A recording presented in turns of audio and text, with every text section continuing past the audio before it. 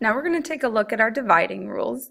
And again, same thing, we're going to treat those coefficients like regular numbers. Here is really where students start to make mistakes with treating their coefficients like exponents, is when we get into the dividing rules. So be really careful, pay close attention, and hopefully we can avoid some of the mistakes I've seen in the past.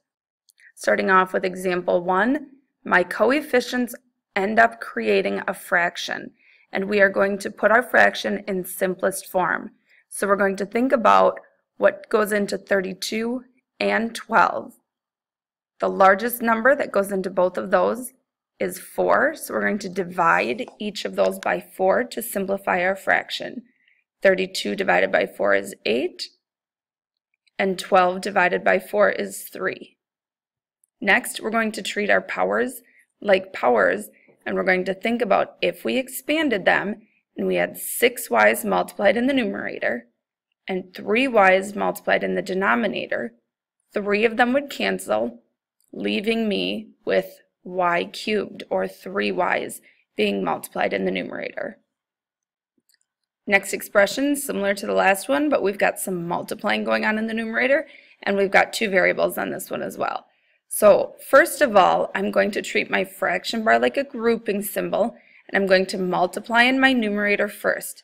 So I've got 9 times -1. My coefficients are going to be treated like regular numbers, and I'm going to multiply them together.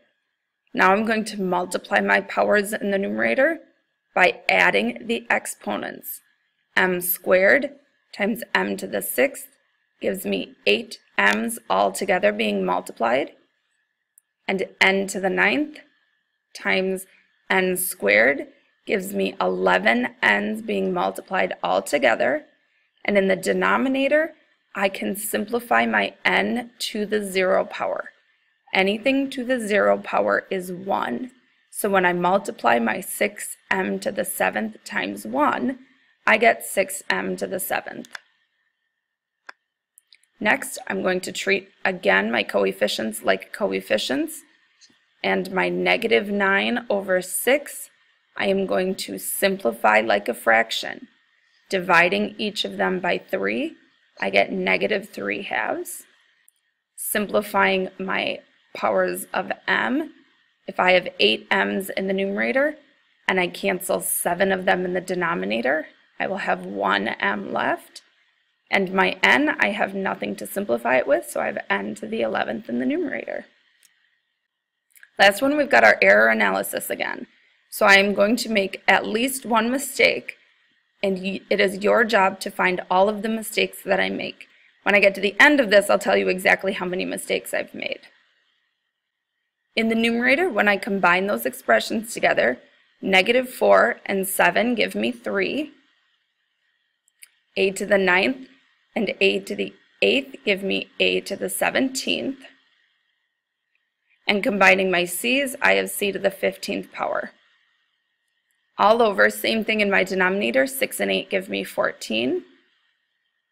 A to the 10th and a squared give me a total of a to the 12th. And c to the 7th and c gives me c to the 7th. Next, I'm going to simplify. 3/14 is already simplified, so I'm going to leave that alone. My a's, I have a to the 17th over a to the 12th. So when I subtract those, I get a to the 5th. And subtracting my c's, I have c to the 8th. So the mistakes you need to find on this one are 3. I made 3 mistakes in this problem. You need to find all 3 of them.